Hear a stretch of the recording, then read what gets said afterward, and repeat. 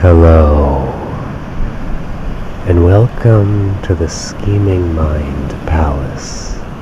I'm your host, the true party king of the Mind Palace, here along a beautiful ocean, listening to the waves crash upon the shore. I'm here to read the next chapter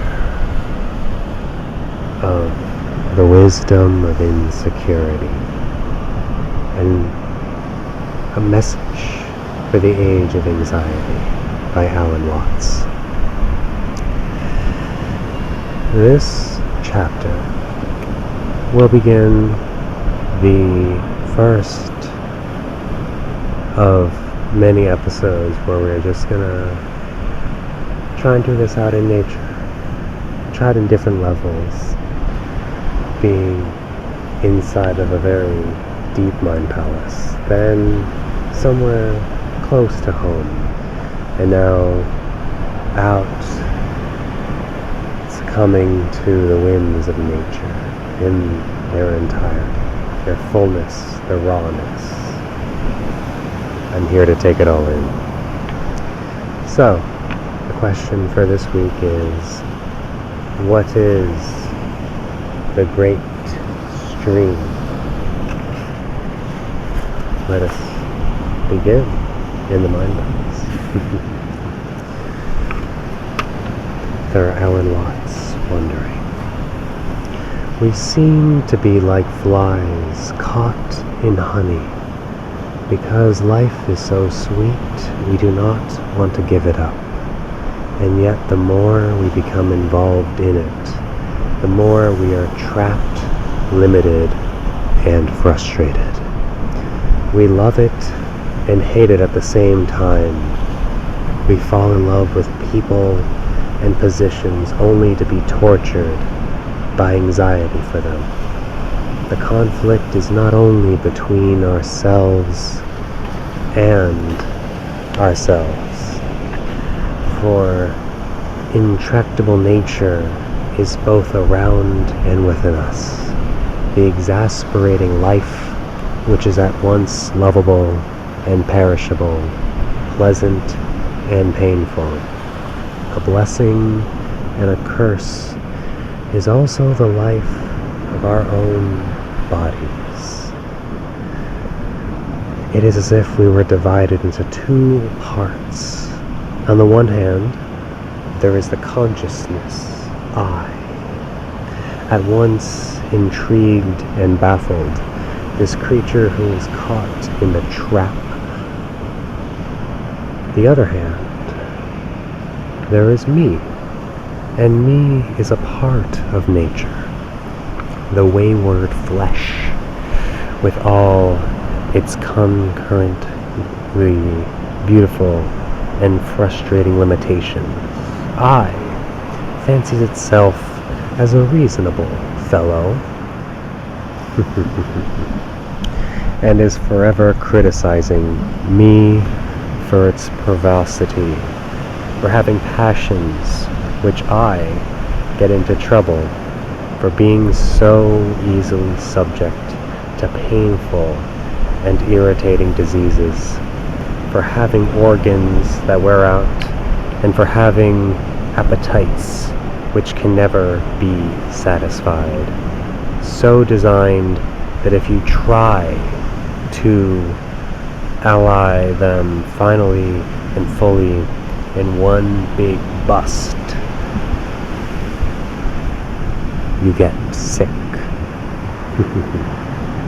Perhaps the most exacerbating thing about me, about nature and the universe, is that it will never stay put. It is like a beautiful woman who will never be caught, in whose very flightiness is her charm, for the perishability and changefulness of the world is part and parcel of its liveliness and loveliness. That is why the poets are so often at their best when speaking of change, of the transitoriness of human life. The beauty of such poetry lies in something more than a note of nostalgia which brings a catch in the throat. All revels now are ended. These, our actors, as I foretold you, were all spirits, and are melted into air, into thin air, and like the baseless fabric of this vision, the cloud-capped towers and glorious palaces, the solemn temples and great globe itself, all which it inherit, shall dissolve, and like this insubstantial pageant faded, leave not a rack behind. There is more in this beauty than the succession of melodious images, and the theme of disillusion does not simply borrow its splendor from the things dissolved. The truth is rather that the images, though beautiful in themselves, come to life in the act of vanishing. The poet takes away their static solidity and turns a beauty which would otherwise be only statuesque and architectural into music, which no sooner than it is sounded dies away. The towers, palaces, and temples become vibrant and break from the excess of life within them. To be passing is to live. To remain and continue is to die. Unless a grain of corn falls into the ground and die, it remains alone. But if it dies, it brings forth much fruit. Oh, there's some little goddess over there. Look at that. Out there collecting seashells. For the poets have seen the truth that life, change, movement, and insecurity are so many names for the same thing. Here, if anywhere, truth is beauty, for movement and rhythm are of the essence of all things lovable. In sculpture, architecture, and painting, the finished form stands still. But even so, the eye finds pleasure in the form only when it contains a certain lack of symmetry. When, frozen into stone as it may be, it looks as if it were in the midst of motion. Very poignant. It is not, then, a strange inconsistency and an unnatural paradox that I resist change in me and in the surrounding universe, for change is not merely a force of destruction. Every form is really a pattern of movement, and every living thing is like the river, which if it did not flow out, would never have been able to flow in. Very true. Life and death are not two opposite forces. They are simply two ways of looking at the same force, for the movement of change is as much the builder as the destroyer.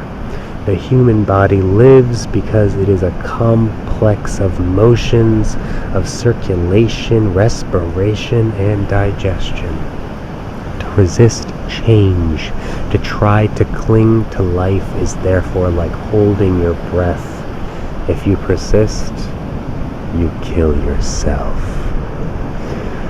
And thinking of ourselves as divided into I and me, we easily forget that consciousness also lives because it is moving. It is as much a part and product of the stream of change as the body and the whole natural world.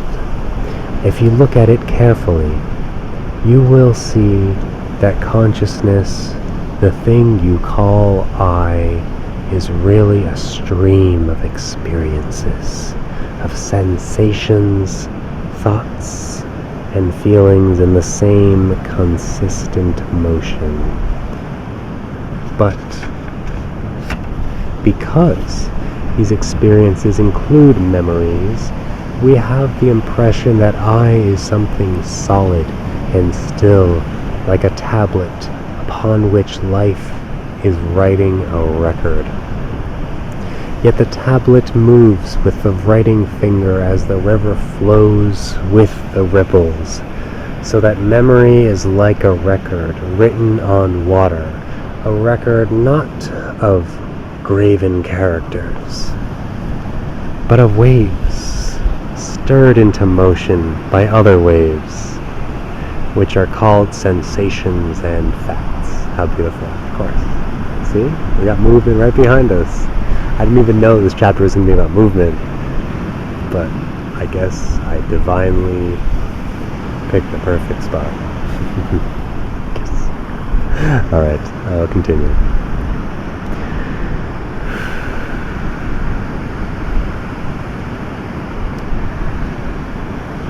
The difference between I and me is largely an illusion of memory.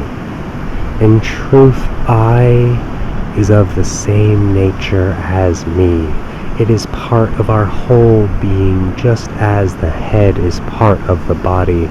But if this is not realized, I and me, the head and the body, will feel at odds with each other.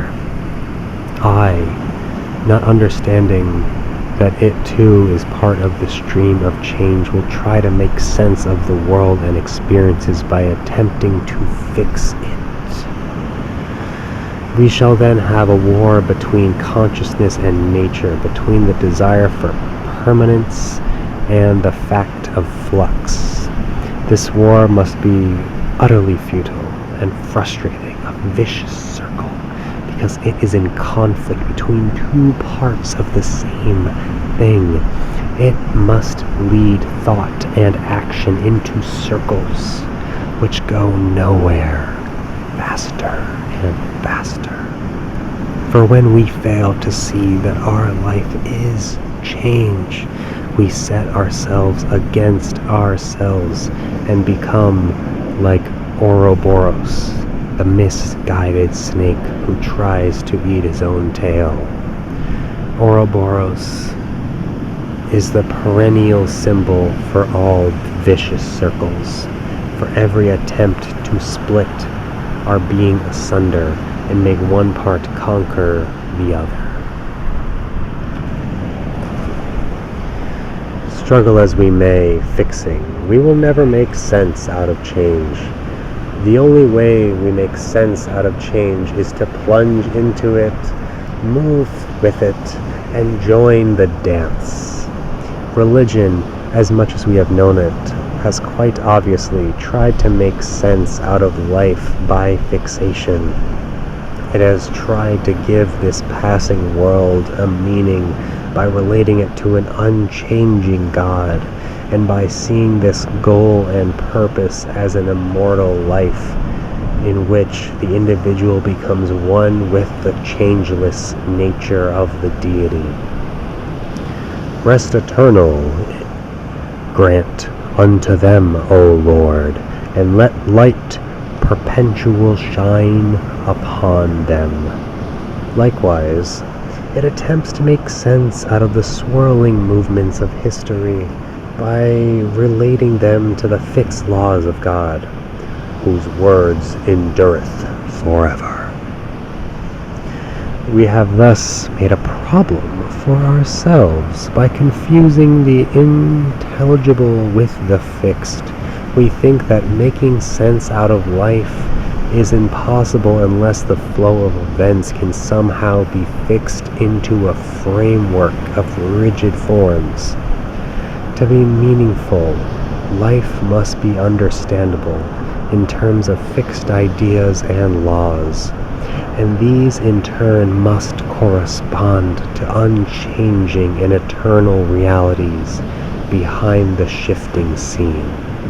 That's a footnote over here. Later on in this book, we shall see that these metaphysical ideas of the unchanging and the eternal can have another sense. They do not necessarily imply a static view of reality, and while ordinarily used as attempts to fix the flux, they have not always been so. Back to the main of the book. But if this is what making sense out of life means, we have set ourselves the impossible task of making fixity out of the flux. Before we can find out whether there is some better way of understanding our universe, we must see clearly how this confusion of sense with fixity has come about. The root of the difficulty is that we have developed the power of thinking so rapidly and one-sidedly that we have forgotten the proper relation between thoughts and events, words and things. Consciousness thinking has gone ahead and created its own world, and when this is found to conflict with the real world, we have the sense of a profound discord between I, the conscious thinker, and nature. This one-sided development of man is not peculiar to intellectuals and brainy people, who are only extreme examples of a tendency which has affected our entire civilization. What we have forgotten is that thoughts and words are conventions, and that it is fatal to take conventions too seriously. A convention is a social convenience, as for example, money. Money gets rid of the inconveniences of barter, but it is absurd to take the money too seriously.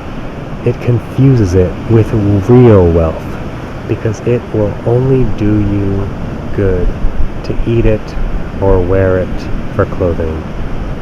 Money is no more or less static, for gold, silver, strong paper, or a bank balance can stay put for a long time. But real wealth, such as food, is perishable.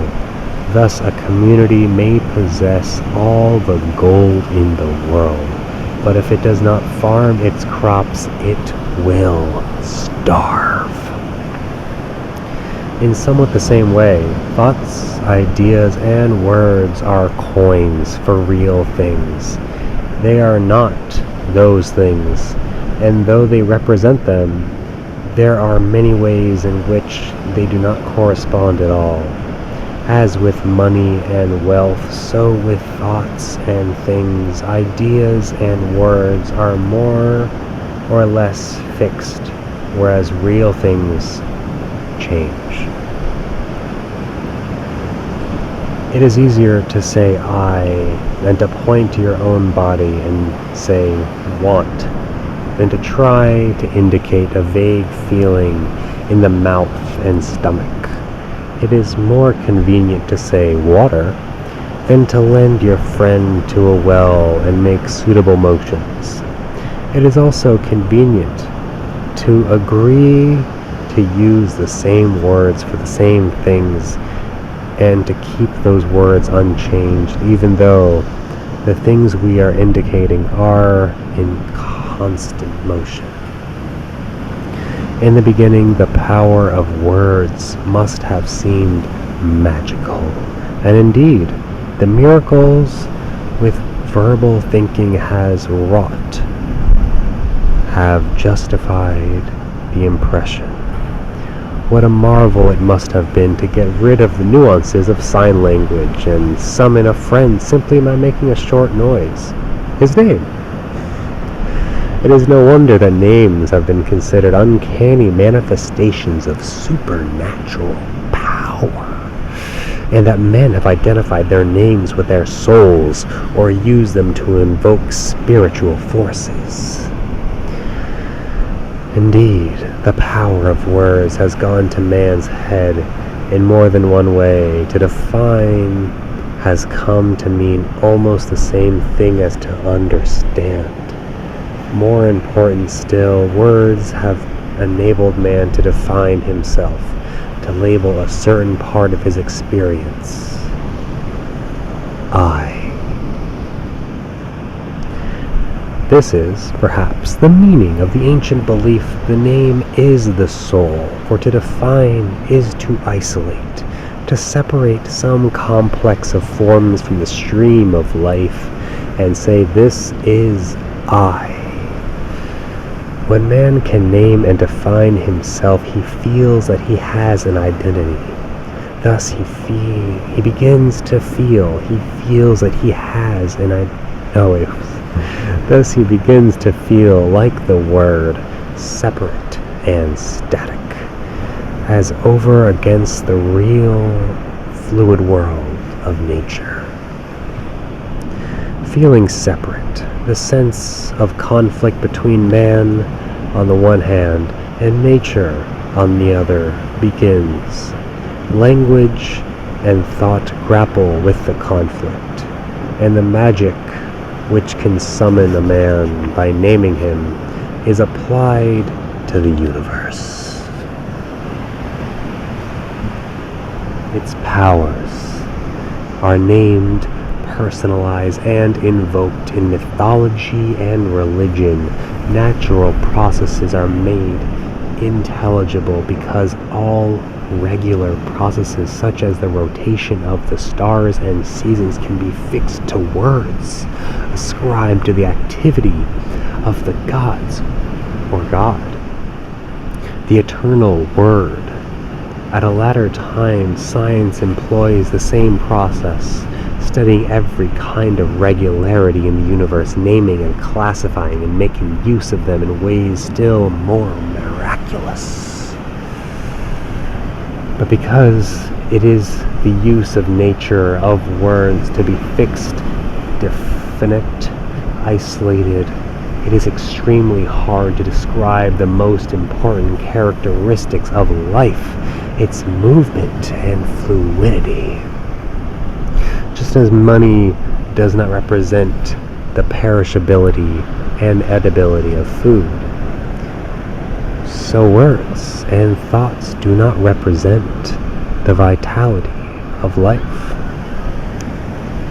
The relation between thoughts and movement is something like the difference between a real man running and a motion picture film which shows the running as a series of stills. We resort to the convention of stills whenever we want to describe or think about any moving body, such as a train, stating that at such and such times it is at such and such places. But this is not quite right. You can say that a train is at a particular point now, but it took you some time to say now, and during that time, however short, the train was still moving. You can only say that the moving train actually is, i.e. stops, at a particular point for a particular movement if both are infinitesimally small. But infinitesimally small points and fixed movements are always imaginary points, being denizens of mathematical theory rather than the real world. It is most convenient for scientific calculation to think of a movement as a series of very small jerks or stills, but confusion arises when the world described and measured by such conventions is identified with the world of experience. A series of stills does not, unless rapidly moved before our eyes, convey the essential vitality and the beauty of movement, the definition, the description leaves out the most important thing. Just like the video that I'm recording right now is recorded at 60 frames per second, which is very quick, and to our eyes can make us believe we're seeing the real thing, a real person moving, me talking right now to you. But when you're actually in this space like I am right now, it's always going to feel more real, more alive, more exhilarating.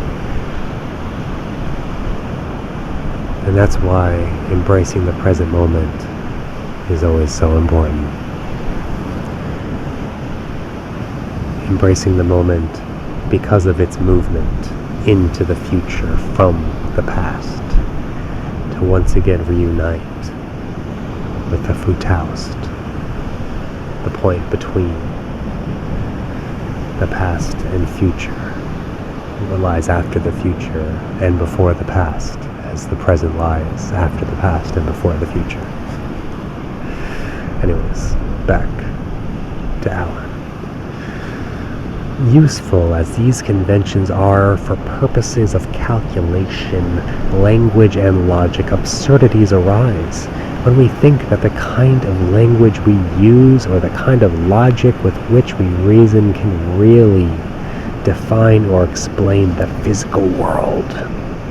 Part of man's frustration is that he has become accustomed to expect language and thought to offer explanations which they cannot give. To want life to be intelligible in this sense is to want it to be something other than life. It is to prefer a motion picture film to a real running man. To feel that life is meaningless unless I can be permanent is like having fallen desperately in love with an itch. Adding a little ASMR to it. Words and measures do not give life, they merely symbolize it. Thus all explanations of the universe couched in language are circular and leave the most essential things unexplained and undefined. The dictionary itself is circular. It defines words in terms of other words. The dictionary comes a little closer to life when, alongside some word, it gives you a picture. But it will be noted that all dictionary pictures are attached to nouns rather than verbs.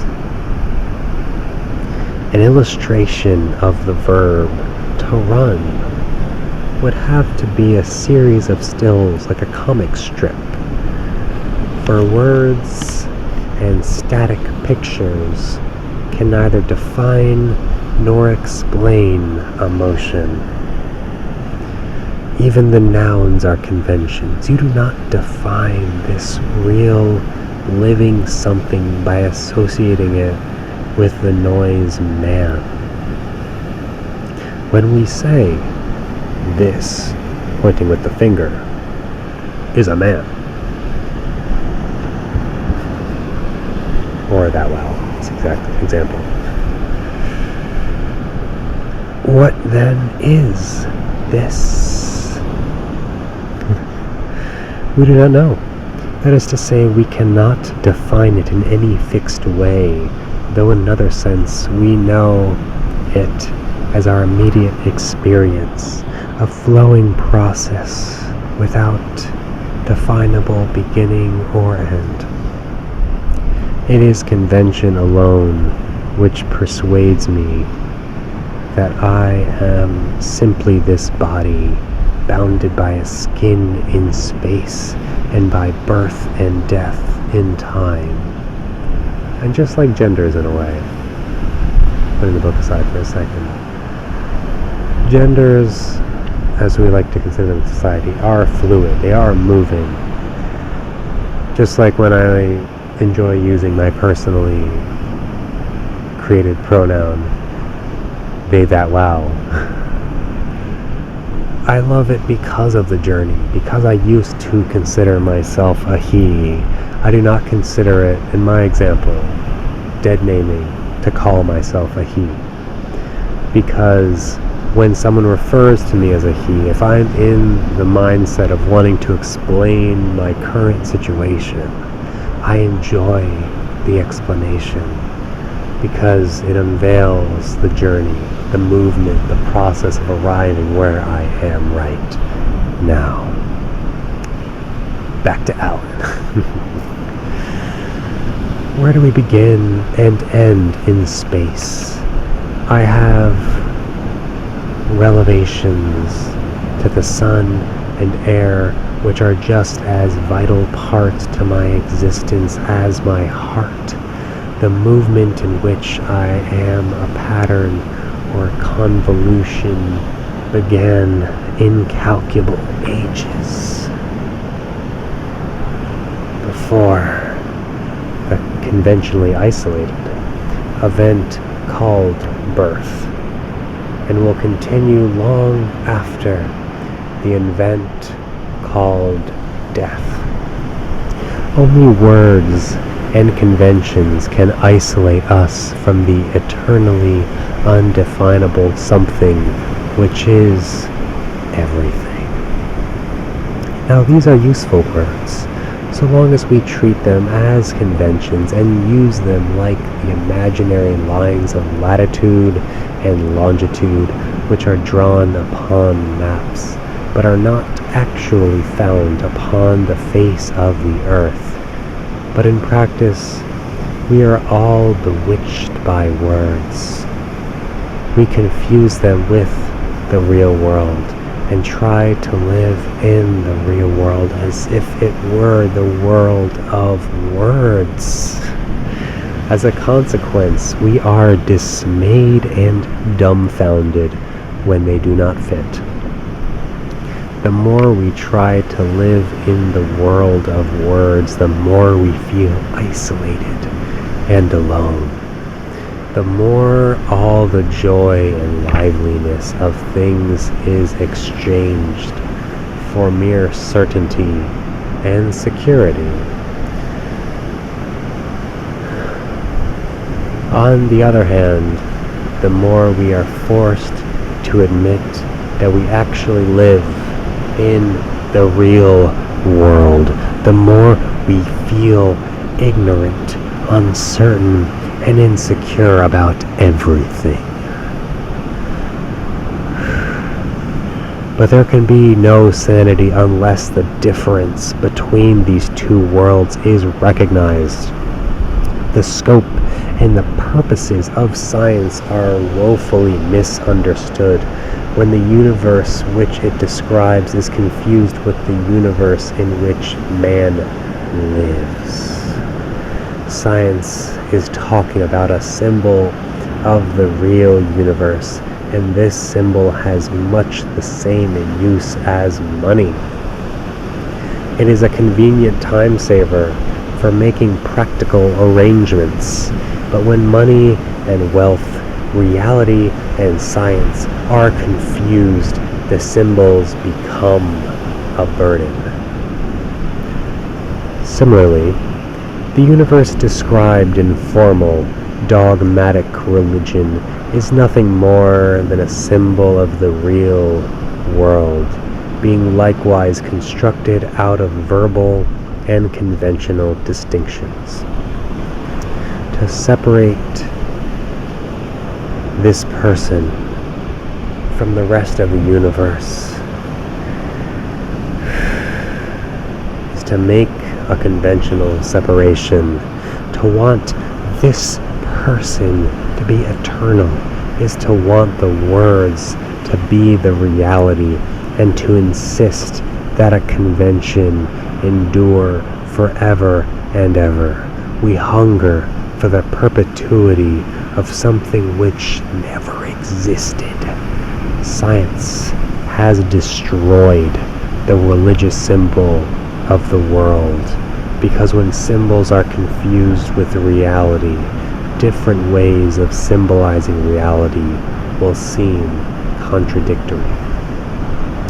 The scientific way of symbolizing the world is more suited to utilitarian purposes than the religious way, but this does not mean that it has any more truth.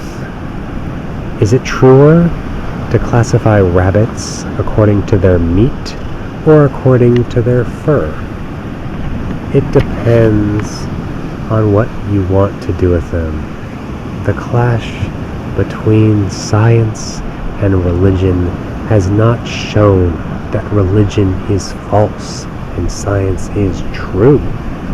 It has shown that all systems of definition are relative to various purposes, and that none of them actually grasp reality. And because religion was being misused as a means for actually grasping and possessing the mystery of life, a certain measure of debunking is highly necessary.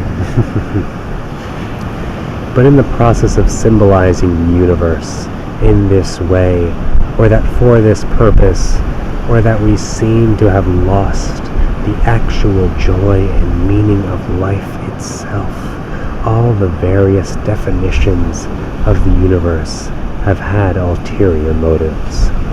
Being concerned with the future rather than the present, religion wants to assure the future beyond death, and science wants to ensure it until death, and to postpone death. But tomorrow and plans for tomorrow have no significance at all unless you are in full contact with the reality of the present. Since it is the present, and only in the present that you live, there is no other reality than the present reality. So that even if one were to live for endless ages, to live for the future, that would be to miss the point everlastingly. But it is this reality of the present. It is this reality of the present.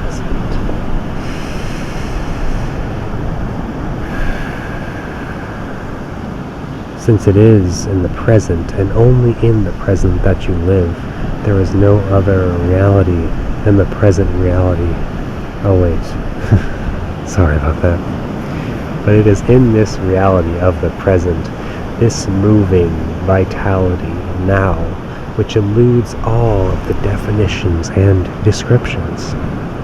Here is the mysterious real world, which words and ideas can never pin down. Living always for the future, we are out of touch with this source and center of life. And as a result of this magic of naming and thinking has come to something of a temporary breakdown.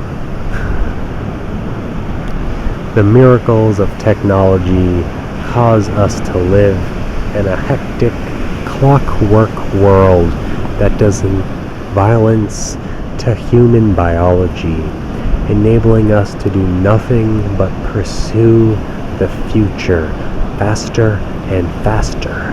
Deliberate thoughts finds itself unable to control the upsplurge of the beast in man, a beast more beastly than any creature of the wild, maddened and exasperated by the pursuit of illusions. Specialization in verbiage, classification, and mechanized thinking has put man out of touch with many of the marvelous powers of instinct which governs this body. It has, furthermore, made him feel utterly separate from the universe and his own me, and thus when all philosophy has dissolved in relativism and can make fixed sense of the universe, no longer isolated, I feels miserably insecure and panicky, finding the real world a flat contradiction of its own being. Of course, there was nothing new in this predicament of discovering that ideas and words cannot plumb the ultimate mystery of life, that reality, if you will, God, cannot be comprehended by the finite mind. The only novelty is that the predicament is now social rather than individual. It is widely felt, not confined to the few. Almost every spiritual tradition recognizes that a point comes when two things must happen. A man must surrender his separate feeling, I, and must face the fact that he cannot know that this define the ultimate.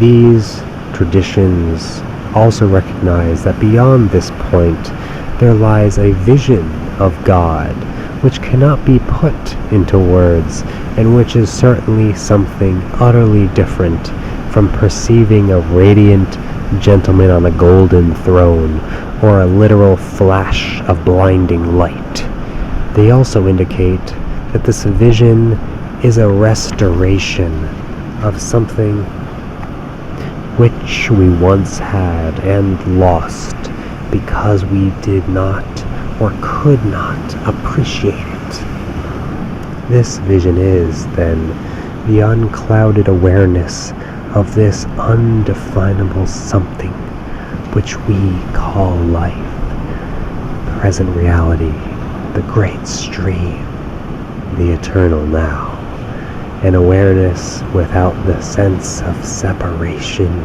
from it. The moment I name it, it is no longer God. It is man, tree, green, black, red, soft, hard, long, short, atom, universe. One would readily agree with any theologian who deplores pantheism that these denizens of the world of verbiage and convention, these sundry things conceived as fixed and distinct entities, are not God. If you ask me to show you God, I will point to the sun or a tree or a worm. But if you mean then that God is the sun, the tree, the worm, and all the other things, I shall say that you have missed the point entirely. Thank you for listening to this podcast episode, Alan Watts' ReWandering. Now, I'm so grateful to have you here listening to the wisdom of Alan Watts. So let me send you off with a little ASMR on the book. So in summary, I'm happy that I recorded this episode in such a place of movement, for it seemed as though that is the eternal stream that we seek to define everything. I will see you again along the eternal stream.